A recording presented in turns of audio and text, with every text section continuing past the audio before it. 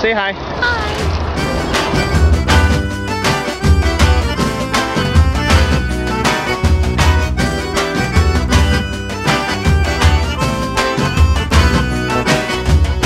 Pra conquistar o teu amor, nada vai me impedir. Enfrentarei qualquer barreira, não vou desistir. O destino está traçado, traçado está. Não viverei na solidão, só quero te amar. Pra conquistar o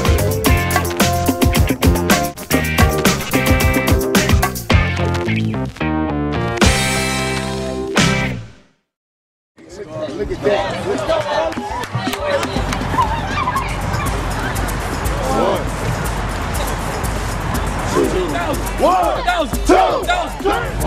My name is Robert Evans. I've been working for the Green of Detroit for 6 years now, and I'm 21 years old. It's a butterfly dream garden, actually. If you look to the side, you see boards that have people's dreams and hopes for their community and the things that they want to do when they grow up. It's called urban farming. Now, the idea of urban farming is to take unused land in the city and convert it into farming. Ardmore in Detroit, and this is our Ardmore garden. And so far, we've been able to plant tomatoes, squash, cucumbers, potatoes, corn, watermelon. When we're done, what it'll look like is basically a cultural clash between things that aren't from here and things that are.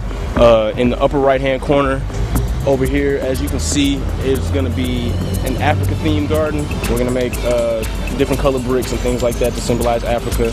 And here will be the fire pit, as you can see, and there'll be trees there, you know, just like a meditative area. I'm Will Allen. I'm an agriculturalist in Milwaukee, Wisconsin. I'm the CEO of Growing Power, which is a nonprofit organization here in Milwaukee. And our mission is to support community food systems locally, regionally, nationally, and now we do work internationally as well. 5 million people die a year worldwide because of poor water and lack of food. It's happening here in our inner cities where people, you go to corner stores because there are no grocery stores. And in the corner stores, all you have is processed food. It's my belief that everybody, regardless of their economic means, should have access to the same healthy, safe, affordable food that's grown naturally. Well, a community food center is what we've developed here. That's a place where people can come for trainings to learn how to grow food, how to grow soil, how to grow energy. That's what we do here at Growing Power.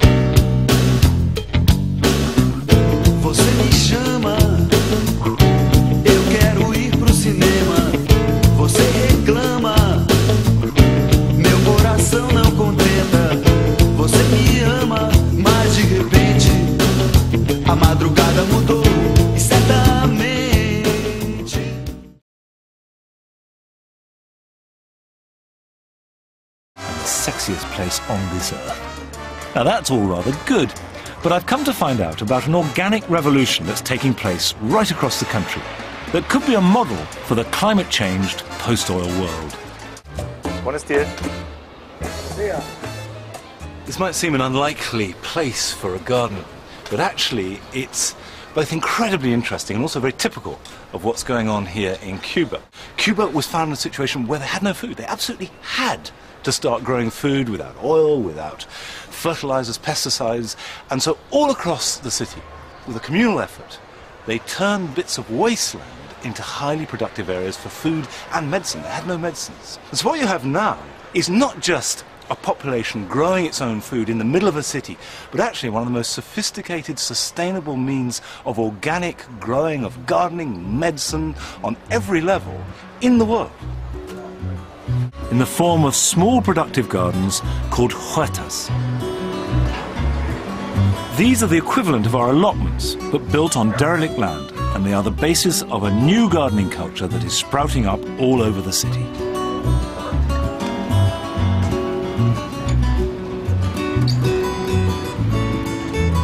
Alberto's huerta is typical of many in Havana. The building that stood here collapsed, so Alberto and his brother-in-law cleared the site and brought in the soil in wheelbarrows to build the raised beds, even though they didn't own the land. We took the huerta because we came from a family of farmers. So, when we saw the empty space here, we agreed to grow plants. It was for a hobby and to give produce back to the community.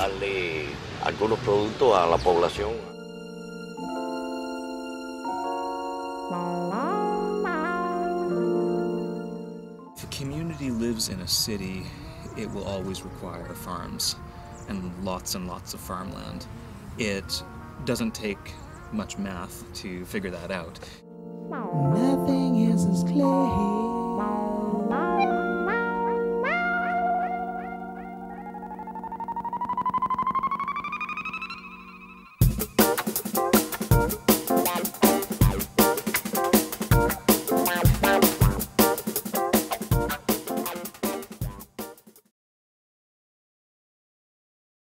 The city of Detroit has been labeled a food desert, and so there's a lack of access to fresh, healthy food. The average Detroiter is driving longer and paying more for just basically assembling a whole healthy meal. Pair that with the abundance of vacant property that we have. The city's about 30% vacant, and you really have the makings of a great local food movement. The Greening of Detroit was formed in 1989 to guide and inspire the greening of the city through planting, education, and advocacy programs.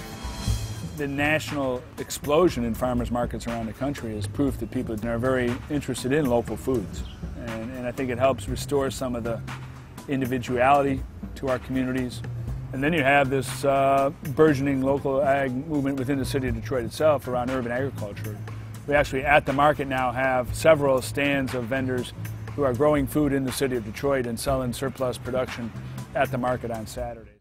In city growing in New York, in San Francisco, in Pittsburgh, in Durham, North Carolina.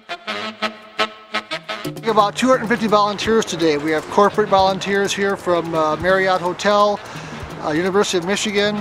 We have the Eastern East Village Neighborhood Group out here, and about 200 kids trying out for our Green Corps Summer Job Program. My name is Lindsay Brown. I am the Youth Employment Coordinator with Greening of Detroit, and today we've got about 120 students out here who are trying out for the Detroit Conservation Leadership Corps, which is a 7-week summer youth program that employs students from the city of Detroit. They must be Detroit residents and within the age of 15 to 18 and have completed their freshman year of high school.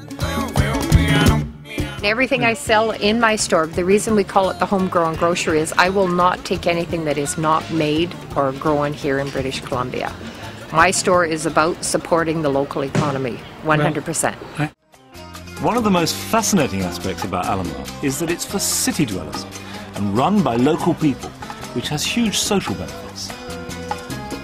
This has had great social impact. It's created jobs with relatively little investment. And on the spiritual side, the city is more beautiful. Many young people used to think agriculture is not cool, and originally not many people wanted to get involved. Now, most of the people coming to us are young. Meanwhile, in other countries, there is an exodus from the field to the cities. But here is the other way around.